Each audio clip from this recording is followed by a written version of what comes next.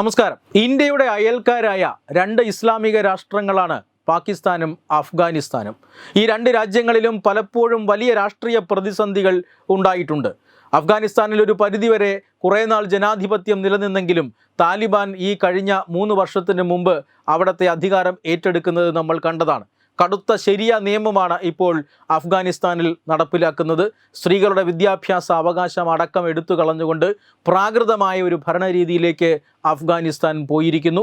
താലിബാൻ നേതാക്കളാണ് ഇപ്പോൾ അഫ്ഗാനിസ്ഥാൻ ഭരിക്കുന്നത്.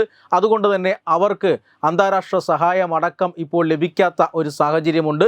പക്ഷേ താലിബാൻ ഇപ്പോഴും ആ രാജ്യത്തിൻ്റെ അധികാരം കൈയടക്കി വച്ചിരിക്കുകയാണ്. പാകിസ്ഥാനാകട്ടെ വലിയ സാമ്പത്തിക പ്രതിസന്ധിയിൽപ്പെട്ടുഴലുകയാണ്. അവിടെ രാഷ്ട്രീയ പ്രതിസന്ധിയും ഉണ്ടായിരുന്നു. പക്ഷേ തെരഞ്ഞെടുപ്പ് കഴിഞ്ഞതോടുകൂടി ഒരുവിധം രാഷ്ട്രീയ പ്രതിസന്ധി പരിഹരിച്ചുകൊണ്ട് പാകിസ്ഥാൻ സാമ്പത്തിക പ്രതിസന്ധിയിൽ നിന്നും കരകയറാൻ ശ്രമിക്കുകയുമാണ്. പക്ഷേ ഈ സാഹചര്യത്തിലും ഇരു രാജ്യങ്ങളും തമ്മിൽ വലിയ പ്രശ്നമുണ്ട്. അതായത് പാകിസ്ഥാൻ കഴിഞ്ഞ ഏതാനും പതിറ്റാണ്ടുകൾക്ക് മുമ്പ് ഇന്ത്യക്കെതിരെ ചെയ്തിരുന്ന അതേ പ്രവൃത്തി അഫ്ഗാനിസ്ഥാൻ ഇപ്പോൾ പാകിസ്ഥാനെതിരെ ചെയ്യുകയാണ്.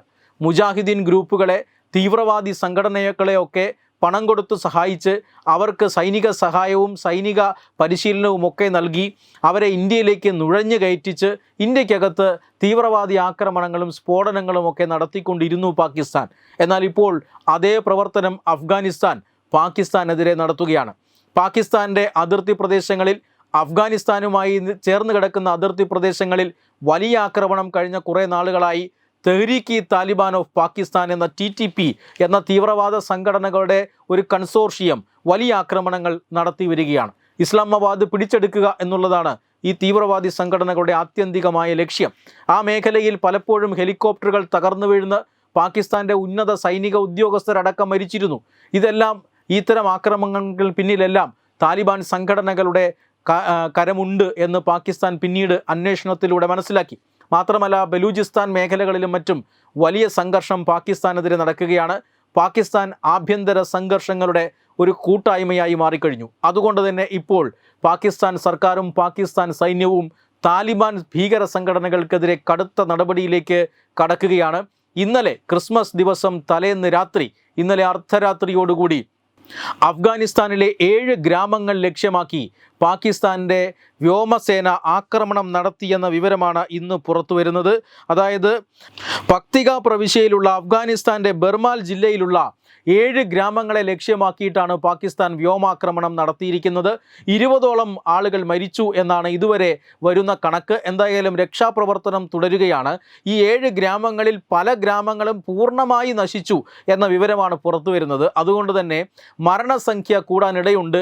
ആ ഒരു ആക്രമണത്തിൻ്റെ ആഴം എത്രയാണ് എന്ന് കണക്കാക്കി വരുന്നതേയുള്ളൂ എന്ന് താലിബാൻ പറയുന്നുണ്ട്.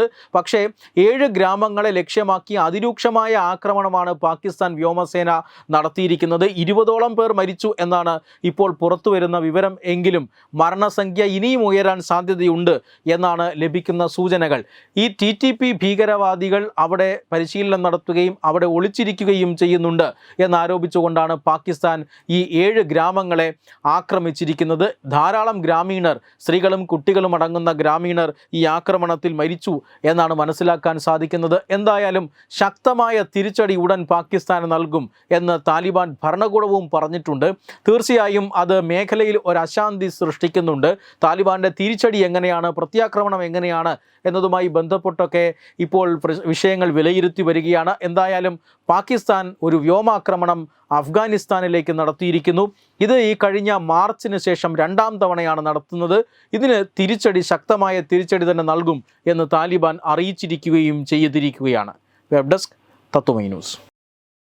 Powered by Jyotis. Realizing your dream home. Our ongoing luxury apartments projects are Crown near Karivattam, The Square near UST Global, White Manor near Attigal Ambalathara, and Evergreens Luxury Villas near Tirumala. Call 90482 55599. Jyotis Building Promoters Private Limited, Thiruvananthapuram.